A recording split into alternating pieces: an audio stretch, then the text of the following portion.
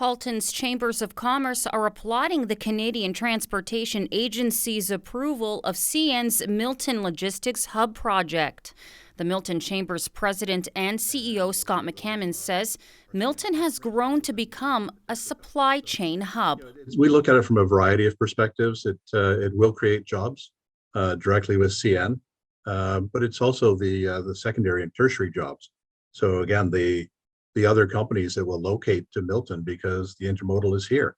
According to McCammon, this intermodal will deal with density and even environmental issues on our roads and highways. He says one train will take about 2,500 trucks off the roads. We all know that the highways are really congested, and that's only going to get worse with the population increase. In the determination, the CTA said that if the GTHA, the Greater Toronto Hamilton area, was a province, it would be the second largest province in Canada, and the most densely populated. And again, that's going to just increase. So, we've seen the province announce new highways that need to be built to take congestion off the road or to move it so there's less congestion. But the intermodal itself will help to take those trucks off the road, which will also ease the burden on the highways and also ease the burden on the environment. Meanwhile, Halton Region has announced it will be reviewing their legal options to continue the fight against this project.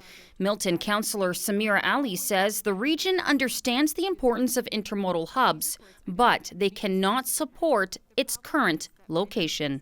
Honestly, I've had talks with a lot of municipal leaders all over Ontario, and there are actual municipalities that want it. Why? Because they have areas designated and zoned already for such kind of a project. But in Milton, we have, if you just drive around the area, drive around the Tremaine Britannia area, and you will see it's all zoned residential. We have a university coming in there. We have the velodrome there. It was planned to be a peaceful residential educational area. The Milton Hub process has been underway since 2015.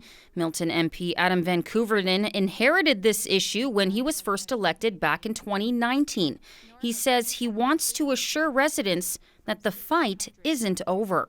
What I've come to understand is the Canadian Transport Agency will look to see if there are any federally regulated highways or other federally regulated transport issues. And since the only one would be the railway, they don't really have jurisdiction at all over town and regional roads, which are the ones that are being implicated, as well as provincial highways. So, I am disappointed every time CN makes progress. I continue to stand against the project and continue to remind them of their obligations.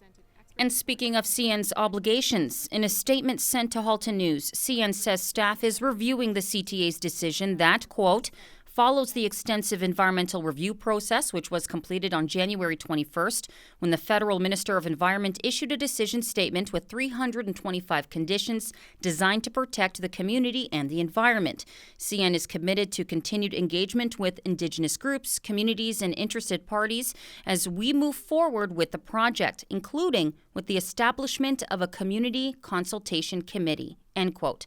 CN goes on to say it will be providing details on the next steps soon. For Halton News in Milton, I'm Melissa Candelaria.